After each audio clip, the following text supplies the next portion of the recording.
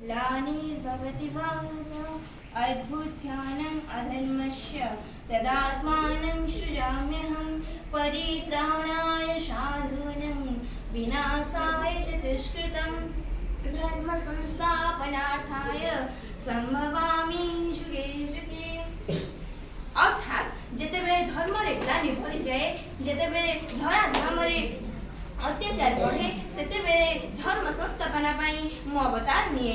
एकथा स्वयं श्रीकृष्ण अर्जुन को श्रीमद् भगवत गीता रे कहछन्ती। ठीक सही परी अक्टोबर मास 2 तारिख रे एही पृथ्वी पृष्ठ रे जन्म ग्रहण करिथिले दुई जन जुग मानव। से केहि नहंती, से हेउछन्ती लाल बहादुर शास्त्री एवं आमर जातिर पिता महात्मा गांधी।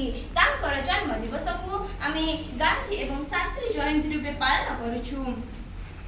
आज एही पवित्र दिवस रे गणमान्य साहित्य सेवा संगठन तरफ एक भाषण प्रतियोगिता मूलक कार्यक्रम आयोजन करा जायछि। मु सुश्री गिरिबाला सतपथी आज एही प्रतियोगिता रे अंशग्रहण करिथिबारु आपण मानक पाखरे कृतज्ञ। आज विषय वस्तु स्वाधीनतार 75 वर्ष, गांधींकर विचारधारा, स्वप्न एवं वास्तविक उपलब्धि।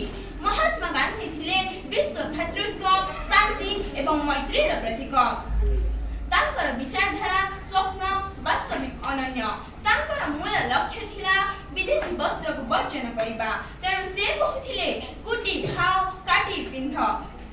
से समय एवं कुटीर शिल्प को अधिक प्राधान्य देउथिले। तेणु तांक मतरे आसंता कालीर काम आजि कर एवं आजिर काम वर्तमान कर। गोटे नारीर प्रकृत अलंकार हेउछि तार चरित्र एवं शुद्धता। तेणु से नारी शिक्षा को अधिक प्राधान्य देउथिले। परिष्कार परिच्छन्नता प्रति दृष्टि दियो, परिवेश को शुद्ध कर, छुआ अछुआर भेदभाव दूर कर, नारी को सम्मान दियो, पुरुष सेमानकु पुरुष सहित समकक्ष कराओ, अन्य को कहबा पूर्वरु निजे सही कार्य को आग करी देखाओ। देखिबो आपे आपे स्वाधीनता आसी जीवो। निज को सुधार। आमे समस्त ईश्वरंकर संतान।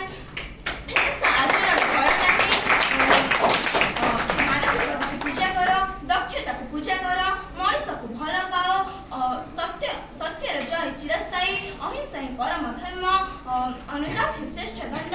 एसबु थिला तांकर विचारधारा।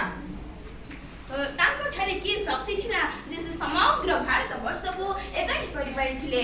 राम धुन थिला तांकर मोहन मंत्र। तेणु कांत कवि कहछन्ती, हे मोहन की मोहन मंत्र देई जारी, भारतर पक्षे देल अग्नि शिखा जारी, जगाइल कोटि कोटि प्राणे उद्दीपना, खेलाइल सारा देशे तप्त उन्मादना, तप्त उन्मादना। ए भारत भूमि पवित्र समृद्ध रत्नगर्भा एवं उच्च संस्कृति संपन्न।